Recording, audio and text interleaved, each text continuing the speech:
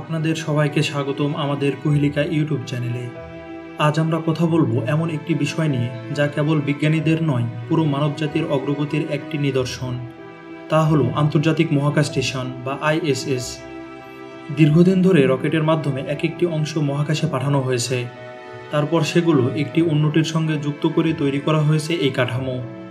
1998 সালে জারিয়া নামে মডিউল দিয়ে আন্তর্জাতিক মহাকাশ স্টেশনের যাত্রা শুরু হয়। পরের কয়েক বছর ধরে পরীক্ষাগার, লিভিং কোয়ার্টার ও সোলার প্যানেল সহ আরও অনেক মডিউল যোগ করে স্টেশনটি সম্পূর্ণ করা হয়েছে। এই স্টেশনে 2000 সাল থেকে নভোচারীরা বসবাস করে বিভিন্ন ধরনের বৈজ্ঞানিক গবেষণা চালিয়ে আসছেন। একটি নভোযানকে পৃথিবী থেকে আন্তর্জাতিক মহাকাশ স্টেশনে পাঠাতে গড়ে প্রায় 4 ঘন্টা সময় লাগে। কিন্তু এখানে মহাকাশচারীরা কী করেন এবং এর ভবিষ্যৎ কী? এটি কেমন করে তৈরি করা হলো এবং কিভাবে ও কবে ধ্বংস করা হবে এই মহাকাশ স্টেশনটিকে, সব কিছু জানবো আমরা এই ভিডিওতে।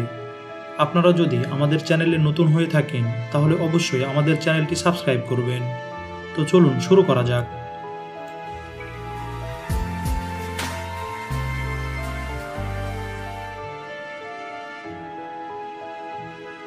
পৃথিবীর বাইরে মনুষ্য নির্মিত সবচেয়ে বড় স্থাপনা আন্তর্জাতিক মহাকাশ স্টেশন। আন্তর্জাতিক মহাকাশ স্টেশন বা ইন্টারন্যাশনাল স্পেস স্টেশন হল একটি পৃথিবীর গবেষণাগার যা পৃথিবীর নিম্ন কক্ষপথে স্থাপন করা হয়েছে। এটি মহাকাশ বিজ্ঞান ও প্রযুক্তির ক্ষেত্রে যুগান্তকারী অগ্রগতি এনেছে। এটি 400 কিলোমিটার উচ্চতায় অবস্থান করছে এবং আন্তর্জাতিক মহাকাশ স্টেশন সেকেন্ডে প্রায় 5 মাইল বেগে পৃথিবীকে প্রদক্ষিণ করছে, ঘন্টায় যা প্রায় 28,000 কিলোমিটার।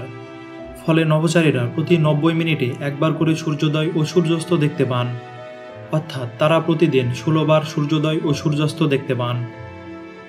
আন্তর্জাতিক মহাকাশ স্টেশনকে আন্তর্জাতিক সহযোগিতার প্রতীক ধরা হয়, কারণ এটি কোনো দেশের একক প্রকল্প নয়।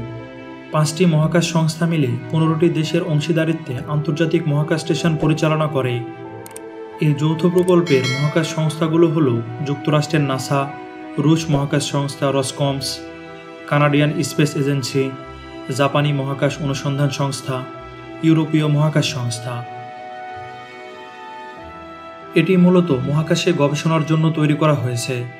মহাকাশে মানবসৃষ্ট সবচেয়ে বড় কাঠামোগুলোর মধ্যে একটা আন্তর্জাতিক স্পেস স্টেশন, যা লম্বায় প্রায় 109 মিটার বা 356 ফুট, অনেকটা আমেরিকান একটা ফুটবল মাঠের সমান। এই স্টেশনে একসঙ্গে 7 নভোচারী থাকতে পারেন। স্টেশনের কাজের জায়গাটি 6 বেডরুমের একটি বাড়ির চেয়েও বড়। সেখানে রয়েছে 6টি ঘুমানোর কোয়ার্টার, 2টি বাথরুম, একটি জিমনেশিয়াম ও একটি বিশাল জানালা। এই জানালার সাহায্যে 360 ডিগ্রি ভিউ দেখতে পাওয়া যায়। আন্তর্জাতিক মহাকাশ স্টেশনের ওজন প্রায় 450 টন বা 4 লাখ কেজি। বুঝতেই পারছেন স্পেস স্টেশন কতটা বড়। সেখানে বিদ্যুৎ সরবরাহের জন্য একটি বিশাল নেটওয়ার্ক তৈরি করা হয়েছে। প্রায় 8 মাইল দীর্ঘ তারের মাধ্যমে সংযুক্ত করা হয়েছে বিভিন্ন মডিউলকে। স্পেস স্টেশন চালানোর জন্য 50টি কম্পিউটার রয়েছে। এখানে মাইক্রোগ্রাভিটির মধ্যে বিভিন্ন বৈজ্ঞানিক পরীক্ষা নিরীক্ষা করা হয়। মহাকাশে মানুষ কেমন করে বসবাস করতে পারে তার উপর পরীক্ষা চলে। এতে বিজ্ঞানীরা পৃথিবী থেকে দূরে মহাকাশে দীর্ঘ সময় কাটিয়ে মানব শরীরের উপর বিভিন্ন প্রভাব পর্যবেক্ষণ করেন। আন্তর্জাতিক মহাকাশ স্টেশনে বিভিন্ন ধরনের গবেষণা, যেমন নতুন চিকিৎসা প্রযুক্তি, কৃষি, জলবায়ুর পরিবর্তন এবং মহাকাশ বিজ্ঞান নিয়ে গবেষণা করেন। এই মহাকাশ স্টেশনটি পৃথিবী থেকে সরাসরি নিয়মিত যোগাযোগ রাখে এবং এর মাধ্যমে বিজ্ঞানীরা বিভিন্ন সিগন্যাল ও তথ্য পৃথিবীতে পাঠিয়ে থাকেন। আন্তর্জাতিক মহাকাশ স্টেশন একমাত্র স্থায়ী মহাকাশ স্টেশন যেখানে পৃথিবী থেকে সরাসরি নিয়ন্ত্রিত পরিবেশে কাজ করা যায়।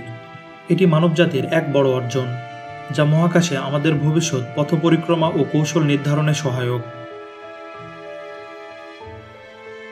কিন্তু বর্তমানে আন্তর্জাতিক মহাকাশ স্টেশনের কাঠামো নিয়ে বেশ কিছু সমস্যা দেখা দিয়েছে। বিশেষ করে রাশিয়ান প্রক মডিউলে গত 5 বছর ধরে একটি লিক হয়ে আছে, যা ক্রমেই বড় হয়ে উঠেছে। নাসা এবং রাশিয়ান মহাকাশ সংস্থা এই সমস্যার সমাধানে একমত নয়।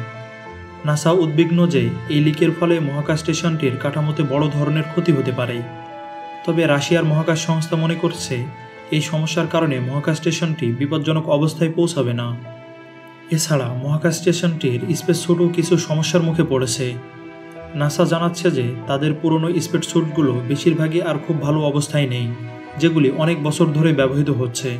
কিছু স্পেস স্যুটের কার্যকারিতা সীমিত হয়ে পড়েছে এবং এগুলি মেরামত বা পরিবর্তন প্রয়োজন। এটি মহাকাশচারীদের জন্য কিছুটা উদ্বেগের কারণ হয়ে দাঁড়িয়েছে। এইসব সমস্যাগুলি ভবিষ্যতে মহাকাশ অভিযানগুলোর নিরাপত্তার উপর প্রভাব ফেলতে পারে এবং নাসা এবং রাশিয়ার মহাকাশ সংস্থা উভয়ই এই সমস্যাগুলোর সমাধানের জন্য নানা পদক্ষেপ নিতে চেষ্টা করেছে। এখন কথা হচ্ছে কবে এবং কিভাবে এই মহাকাশ স্টেশনটিকে ধ্বংস করা হবে।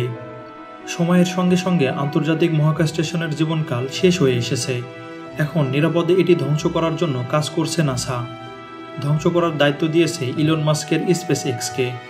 স্পেস এক্স জানিয়েছেন 2031 সালের দিকে পৃথিবীর কোনো সমুদ্রে ধ্বংস করা হতে পারে এটি। আন্তর্জাতিক মহাকাশ স্টেশন একসময় বিশাল এক প্রকল্প ছিল, কিন্তু এখন তার অবস্থা খুবই খারাপ হয়ে গেছে। দীর্ঘ 30 বছর মহাকাশে থাকার পর এটি অনেকটাই পুরনো হয়ে গেছে। এর কাঠামো দুর্বল হয়ে পড়েছে এবং অনেক প্রযুক্তিগত দিকেও সমস্যা দেখা দিচ্ছে। আর তাই যখন এটি আর ব্যবহারযোগ্য হবে না, তখন এটিকে ধ্বংস করতে হবে। এই স্টেশনটি পৃথিবীর কক্ষপথে বেশ নিচু অবস্থায় রয়েছে, যার ফলে এটি ধীরে ধীরে পৃথিবীর দিকে নেমে আসবে। এটিকে আর উপরে পাঠানোর কোনো উপায় নেই, কারণ তার কাঠামো এতটাই দুর্বল হয়ে গেছে যে এমন একটা চেষ্টা সফল হবে না। তখন একমাত্র উপায় হলো নিয়ন্ত্রিতভাবে এটিকে পৃথিবীর বায়ুমণ্ডলে পাঠানো। এই প্রক্রিয়া সম্পন্ন করতে নাসা এবং স্পেস এক্স একটি পরিকল্পনা গ্রহণ করেছে। তাদের পরিকল্পনা অনুসারে আন্তর্জাতিক মহাকাশ স্টেশনকে নিয়ন্ত্রিতভাবে পৃথিবীর দিকে নিয়ে আসার জন্য একটি বিশেষ ধরনের স্পেসক্রাফট ব্যবহার করা হবে। এই স্পেসক্রাফটটি আন্তর্জাতিক মহাকাশ স্টেশনের কক্ষপথ একটু একটু করে কমাতে থাকবে। শেষের দিকে যখন স্টেশনটি পৃথিবীর বায়ুমণ্ডলে প্রবেশ করবে, তখন স্টেশনটি তাপের কারণে পুড়ে যাবে এবং প্রায় সব অংশই ক্ষতিগ্রস্ত হবে। তবে কিছু বড় অংশ সমুদ্রের গভীরে পড়বে, কারণ সেই এলাকা মানুষবিহীন। সেক্ষেত্রে পৃথিবীতে কোনো ধরনের বিপদ হওয়ার সম্ভাবনা থাকবে না। এটি একটি অত্যন্ত নিয়ন্ত্রিত প্রক্রিয়া, যাতে মহাকাশ স্টেশনটি ধ্বংসের পর পৃথিবীর কোনো ক্ষতি না হয় এবং সমস্ত ধ্বংসাবশেষ নিরাপদে সমুদ্রের মধ্যে পড়ে। আন্তর্জাতিক মহাকাশ স্টেশন আমাদের মানব সভ্যতার সীমাহীন সম্ভাবনার একটি উজ্জ্বল উদাহরণ। এটি কেবল একটি গবেষণাগার নয়, বরং আমাদের ভবিষ্যতের একটি জানালা। আন্তর্জাতিক মহাকাশ স্টেশন আমাদের শেখায় যে ঐক্যবদ্ধ প্রচেষ্টায় মানুষ কি অসাধ্যই না সাধন করতে পারে। আজকের ভিডিওটি যদি আপনাদের ভালো লেগে থাকে, তাহলে লাইক, কমেন্ট এবং সাবস্ক্রাইব করতে ভুলবেন না। আরও নতুন ও আকর্ষণীয় বিষয় নিয়ে আবার দেখা হবে। সে পর্যন্ত ভালো থাকবেন, সুস্থ থাকবেন। ধন্যবাদ সবাইকে। আসসালামু আলাইকুম।